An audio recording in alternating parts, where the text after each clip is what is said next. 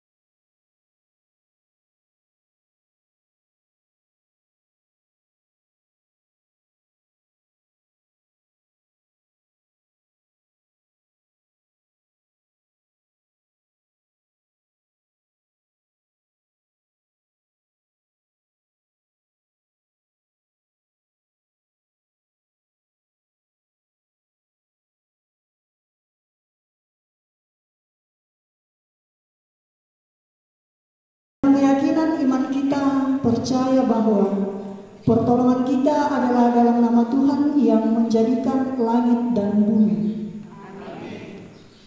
Kasih karunia dan damai sejahtera dari Allah Bapa kita dan dari Tuhan kita Yesus Kristus dalam persekutuan Roh Allah yang kudus. Amin. Segala puji syukur.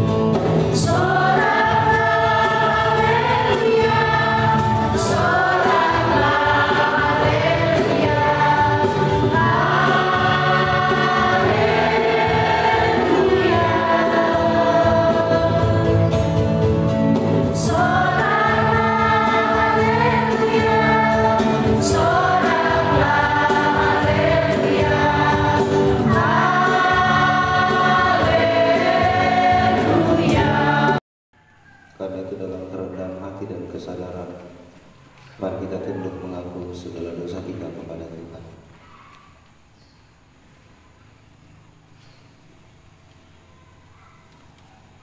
Di muka Tuhan Yesus.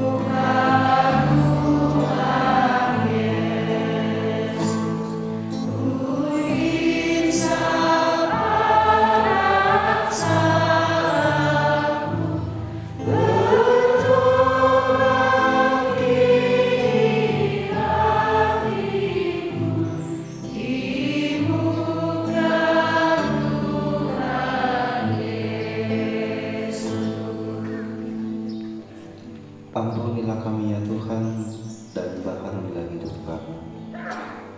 Tolong kami sehingga hal-hal yang tidak sesuai kehendak-Mu lewat tutur kata, sikap hidup maupun perbuatan kami yang tidak sesuai dengan kehendak, sehingga kami menjadi lebih baik lagi dari hari ke hari. Amin. Jemaat berdoa secara pribadi memohon pengampunan.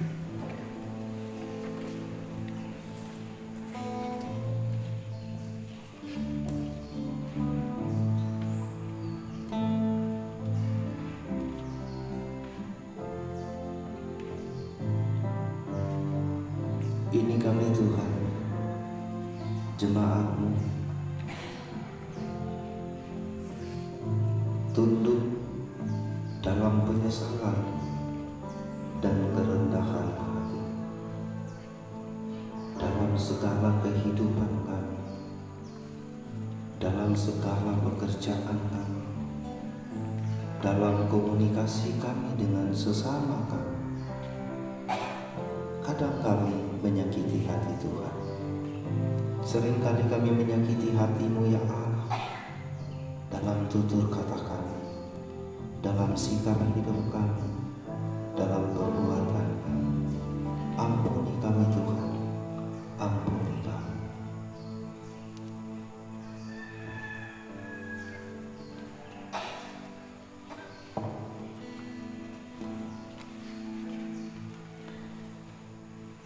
Terima kasih Tuhan atas pengampunan-Mu sehingga kami layak di hadapan-Mu untuk menikmati berita anugerah-Mu. Sekalipun dosamu merah seperti kirmisi akan menjadi putih seperti salju, sekalipun berwarna merah seperti kain kesumba akan menjadi putih seperti bulu domba. Sebab kamu tahu bahwa kamu telah ditebus dari cara hidupmu yang sia-sia, bukan dengan barang fana, bukan pula dengan perak atau emas. Karena itu, muliakanlah Allah dengan tubuhmu. Sejauh timur dari barat,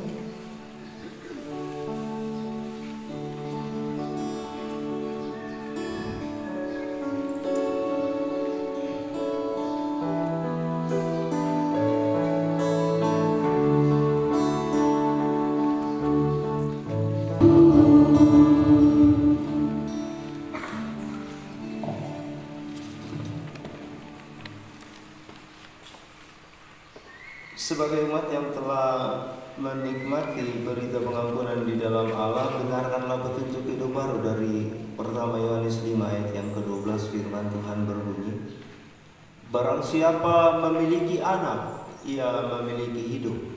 Barang siapa tidak memiliki anak, ia tidak memiliki hidup. Amin. Firman Tuhan. Kita akan membaca Mazmur secara berbalasan. Dari Mazmur pasal 1 ayat 1 sampai ayat yang ke-6. Kita perhatikan bahagian kita masing-masing. Kita baca seperti biasa. Berbahagialah orang yang tidak berdiri di jalan orang berdosa, tetapi yang kesukaannya ialah Taurat Tuhan. Ia seperti pohon yang ditanam di tepi aliran air, dan yang tidak layu daunnya.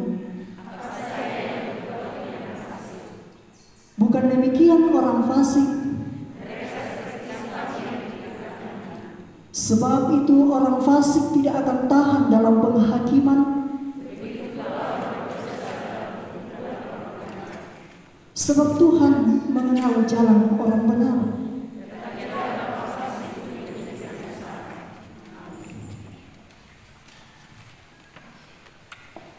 Kita akan membaca dan merenungkan firman Tuhan dalam persekutuan bersama di hari ini. Karena itu mari kita siapkan bacaan firman Tuhan dari pertama Yohanes pasal 5 ayat 9 sampai ayat yang ke-12.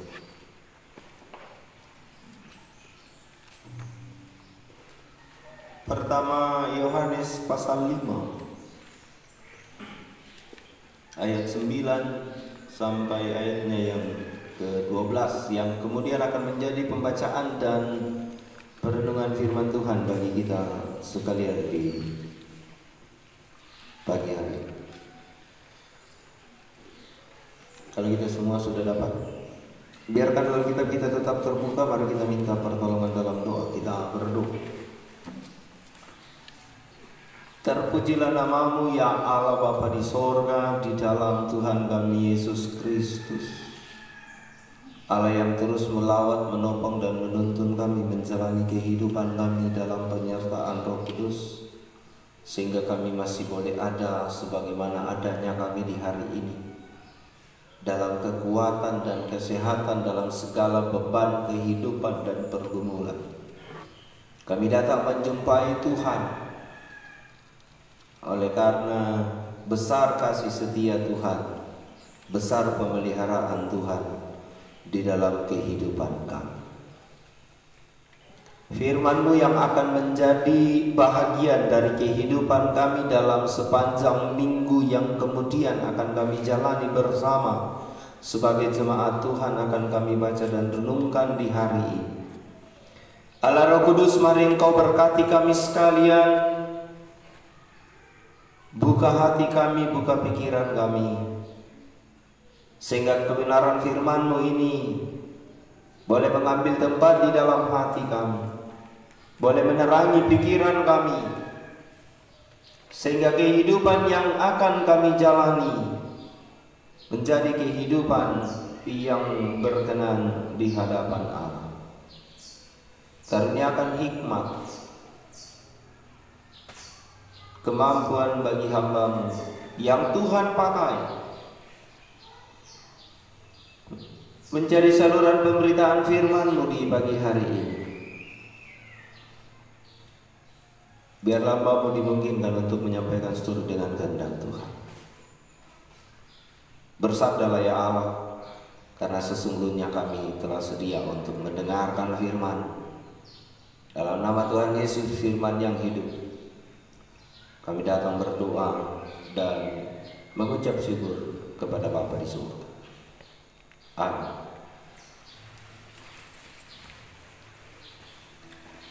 Firman Tuhan berbunyi, kesaksian tentang anak Allah. Kita menerima kesaksian manusia, tetapi kesaksian Allah lebih kuat. Sebab demikianlah kesaksian yang diberikan Allah tentang anaknya. Barang siapa percaya kepada anak Allah, ia mempunyai kesaksian itu di dalam dirinya. Barang siapa tidak percaya kepada Allah, ia membuat dia menjadi pendusta, karena ia tidak percaya akan kesaksian yang diberikan Allah tentang anaknya. Dan inilah kesaksian itu: Allah telah mengaruniakan hidup yang kekal kepada kita, dan hidup itu ada di dalam anaknya. Barang siapa memiliki anak, ia memiliki hidup. Barang siapa tidak memiliki anak, ia tidak memiliki hidup. Amin. Firman Tuhan. Yang dikatakan berbahagia adalah setiap kita yang boleh membaca dan merenungkan firman Tuhan. Tetapi yang lebih berbahagia adalah setiap kita yang boleh membaca, merenungkan dan melakukan firman Tuhan dalam seluruh hidup dan kehidupan kita. Terpujilah Kristus, haleluya. Bapak Ibu sidang jemaat yang kekasih dalam Tuhan, dari ayat 9 sampai ayat yang ke-12 ini kemudian kita renungkan dalam satu tema, percaya kepada sumber kehidupan. Percaya kepada sumber kehidupan. Patongan atau nakatuan.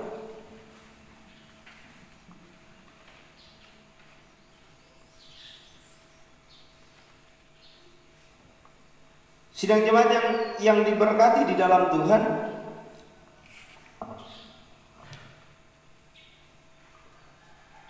sifat dasar manusia itu adalah rasa ingin memiliki. Dan rasa itu ada karena dipengaruhi oleh kebutuhan. Karena itu salah seorang pakar yang mempelajari tentang sifat dasar manusia bernama Maslow,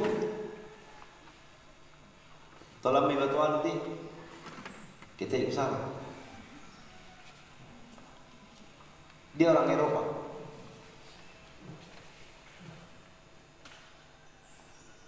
Dia mengatakan begini, ada 5 kebutuhan dasar manusia yang tidak bisa diganggu.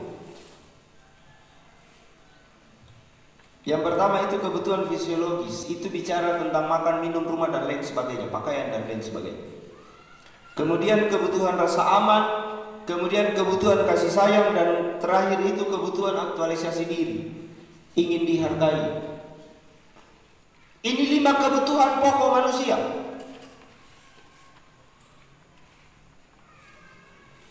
Nah, karena itu dengan segala potensi yang kemudian manusia miliki, dengan segala hal yang kemudian manusia punyai, dia berusaha, dia berupaya untuk kemudian meraih dan mewujudkan itu di dalam kehidupan.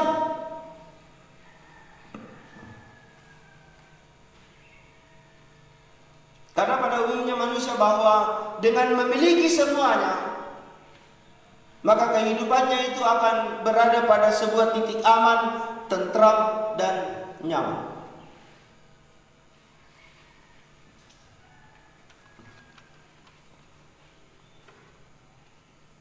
Atau dengan singkat kata bahwa manusia berpikir, manusia melihat bahwa dengan mempunyai kekayaan dan kekuasaan, maka kehidupannya itu akan berada pada titik itu, titik aman, nyaman, dan tentram. Karena itu jangan heran ketika kita melihat manusia, ketika kita melihat orang melakukan pekerjaannya itu tanpa henti. Seolah-olah bahwa tidak ada lagi waktu istirahat, tidak ada lagi waktu untuk bersantai, tidak ada lagi waktu untuk kemudian bersekutu. Yang ada hanya kerja, dan kerja dengan tujuan itu tadi. Bahwa dengan memiliki kekayaan dan kekuasaan, maka hidupnya akan aman, nyaman, dan tentram. Banyak manusia berpikir demikian. Dan tidak jarang kemudian umat Allah berpikir demikian, bahwa dengan memiliki segala sesuatu dalam dunia ini, dengan memiliki segala sesuatu dalam kehidupan ini, maka kehidupan kita akan berada pada sebuah ketenangan, kehidupan kita akan berada pada sebuah ketentraman. Maka kehidupan kita akan berada pada sebuah kenyamanan. Karena itu pertanyaan penting untuk kita renungkan sebenarnya begini. Apakah memang dengan memiliki kekayaan dan kekuasaan, kehidupan kita akan benar-benar berada dalam ketenangan, ketentraman, dan kenyamanan?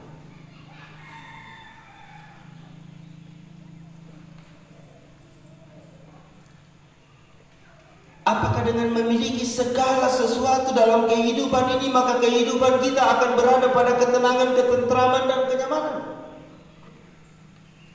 Jangan-jangan justru ketika kita memiliki segala sesuatunya, bukannya kita merasa aman, tenang, dan tentram, malah sebaliknya.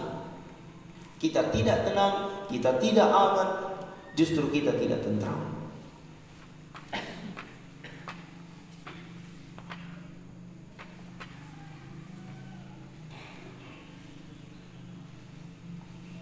Lalu, kalau demikian, apakah manusia, apakah orang percaya tidak boleh memiliki kekayaan dan kekuasaan?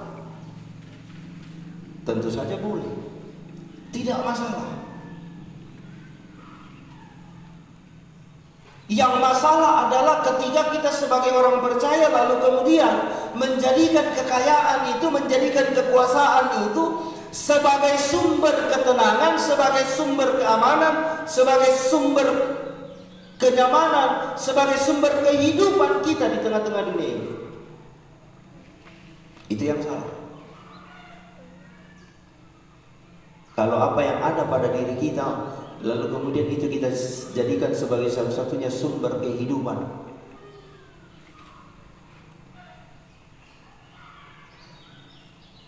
kalau begitu Bapak Ibu, di manakah sumber kehidupan, di manakah sumber ketenangan, kenyamanan, dan ketentraman dalam menjalani kehidupan ini? Inilah yang kemudian disampaikan dalam bacaan kita hari ini. Pertama Yohanes pasal 5 ayat 9 sampai ayat yang ke-12. Dalam ayat 12 kemudian Bapak Ibu dikatakan begini, barang siapa memiliki anak, dia memiliki hidup. Anak yang dimaksudkan di sini bukan anak keturunan, tetapi anak yang dimaksudkan di sini adalah Yesus Kristus.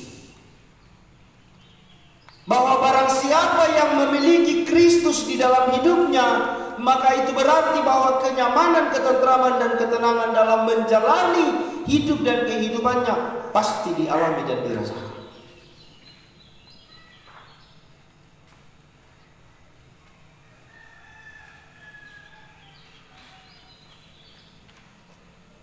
Pasti dialami dan dirasakan. Kita hanya bisa merasa tenang, merasa tentram, merasa aman dalam menjalani kehidupan kita ketika kita percaya kepada sumber kehidupan, yakni Yesus Kristus. Ketika kita memiliki Yesus Kristus dalam kehidupan ini, memiliki Yesus Kristus itu bukan sekedar kita percaya, tetapi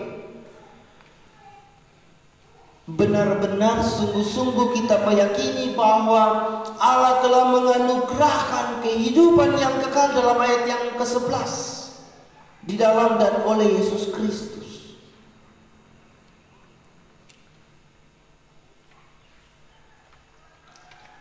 Karena itu di ayat 9a kemudian dikatakan begini, bahwa kesaksian Allah lebih kuat daripada kesaksian manusia. Kita menerima kesaksian manusia, tetapi kesaksian Allah lebih kuat. Ini mau mengingatkan kita, ini mau memberikan kita Bapak Ibu tentang sebuah penegasan, tentang kenyataan bahwa kehidupan yang kekal di dalam Yesus Kristus merupakan sebuah fakta, sebuah kenyataan yang memang benar adanya.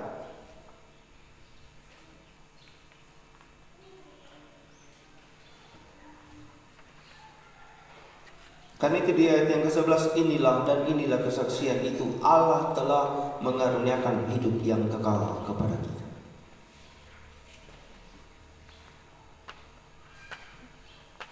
Ini yang mesti kita syukuri sebenarnya dalam kehidupan kita.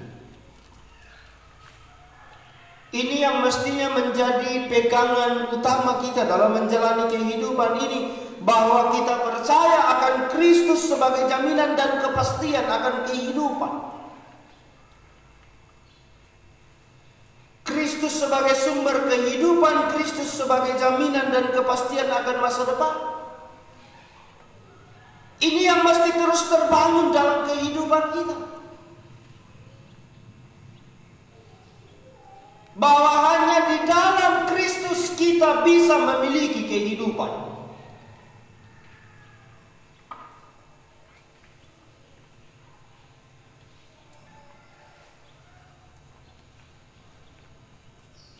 Hal yang lain yang kita nikmati dalam hidup ini, kekayaan, kekuasaan, dan lain sebagainya, hanyalah pelengkap yang Tuhan berikan untuk menolong kita melanjutkan kehidupan. Tetapi sumber kehidupan adalah Yesus Kristus. Dan itu di ayat 12 kemudian dikatakan, barang siapa memiliki anak, ia memiliki hidup.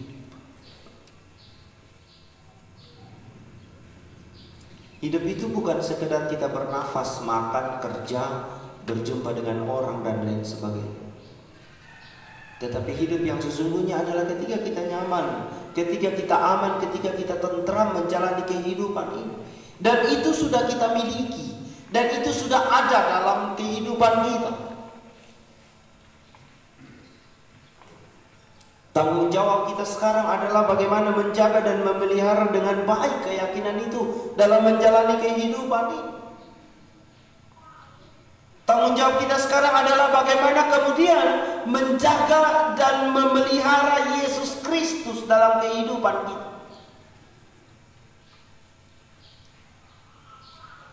Kusana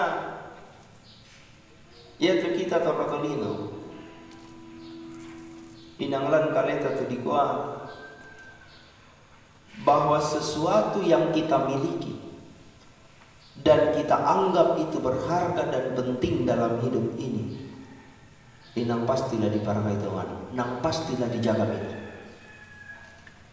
Ketika ada sesuatu yang memang kita miliki dan kita anggap itu penting dalam kehidupan kita, pasti kita jaga dengan baik.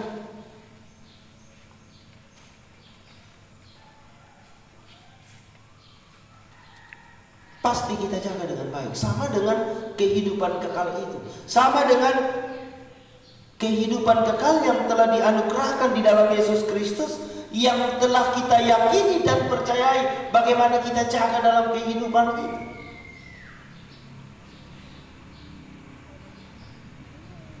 Tapi persoalannya adalah sejauh mana kemudian Yesus Kristus yang adalah sumber kehidupan itu benar-benar kita jaga dalam hidup ini.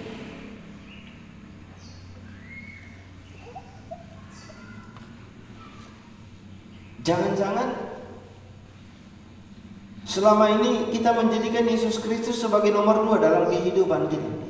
Jangan-jangan Yesus Kristus hanya menjadi pesuruh kita, hanya menjadi pembantu kita, dalam artian bahwa ketika ada sesuatu yang kemudian kita tidak sanggup lagi hadapi, ketika ada sesuatu yang kemudian tidak lagi sanggup kita lawan, kita lalui dalam kehidupan ini, lalu kemudian kita katakan, Tuhan maju kau. Jangan-jangan kita masih seperti orang-orang yang demikian. Tapi ketika kita mampu menjalani kehidupan ini, kita mampu melewati berbagai hal dalam kehidupan kita, kita menikmati kehidupan kita, kita senang, lalu kemudian kita katakan, Tuhan minggir dulu. Tetapi ketika kita sudah tidak mampu, barulah kemudian kita katakan, Tuhan maju. Orang Manado. Jangan-jangan kita seperti itu. Bapak Ibu sidang jemaat yang kasih dalam Tuhan, menjaga Yesus Kristus sebagai sumber kehidupan kita bukan seperti kita menjaga sesuatu dalam dunia ini.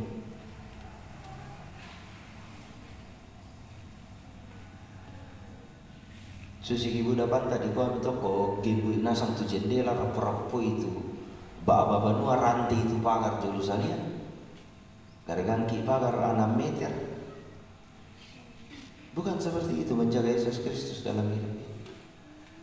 Tetapi menjaga Yesus Kristus dalam kehidupan kita. Bagaimana kemudian kita menjadikan Yesus Kristus sebagai sumber utama dan sumber satu-satunya dalam kehidupan ini. Menjadikan Yesus Kristus sebagai sesuatu yang penting dan terutama dalam kehidupan ini.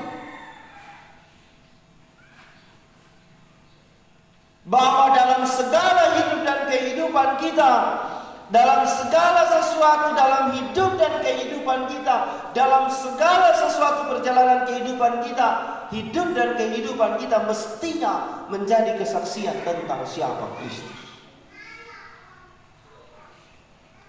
Mengapa? Karena Yesus ketika naik di sorga, dia tidak tinggal terus di sorga, tetapi dia terus hadir menuntun kita, menopang kita, memelihara kita hari lepas hari dalam seluruh perjalanan kehidupan. Dia tidak pernah meninggalkan kita meskipun kadangkala kita meninggalkan dia. Dia tidak pernah menjauh dari kehidupan kita meskipun kita berulang kali menyakiti hatinya. Dia selalu ada menolong kita. Dia selalu ada menuntun kita. Dia selalu ada menopang kita dalam seluruh perjalanan kehidupan. Karena itu percayalah pada sumber kehidupan. Percayalah pada sumber kehidupan, yakni Yesus Kristus di tengah-tengah kehidupan ini. Caranya seperti apa? Pemazmur katakan, hiduplah dalam firman Allah.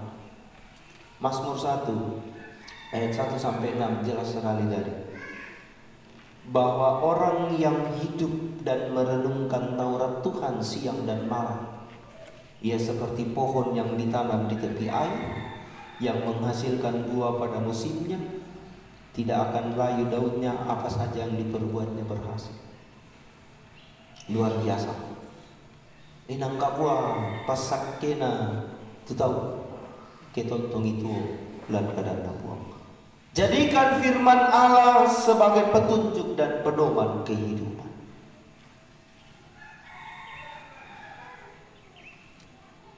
Berdoalah pada Allah dalam setiap pergumulan dan pilihan.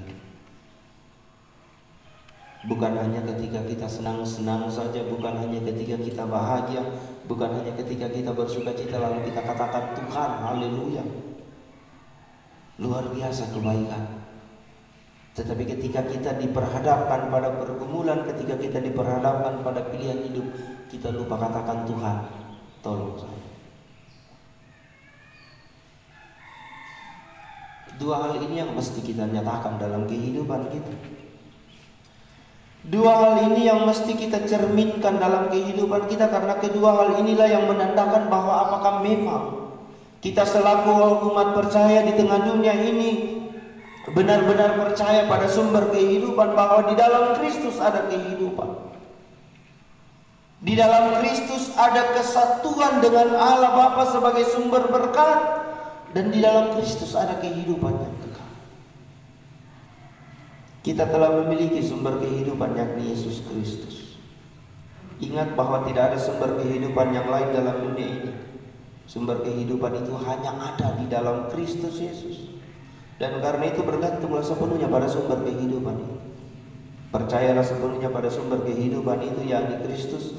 Karena hanya dengan demikian kita akan merasakan ketenangan, kita akan merasakan keamanan dan ketentraman dalam menjalani kerasnya hidup dan kehidupan ini, dalam menghadapi pahit manisnya kehidupan, sekaligus akan menolong kita, akan menuntun kita dan menyertai kita untuk menjalani kehidupan kita menuju pada kehidupan yang kekal.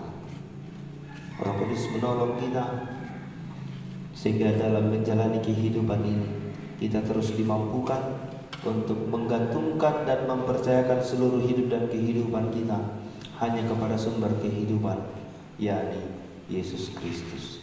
Terpujilah Kristus. Haleluya. Amin. Mari kita tunduk kepala.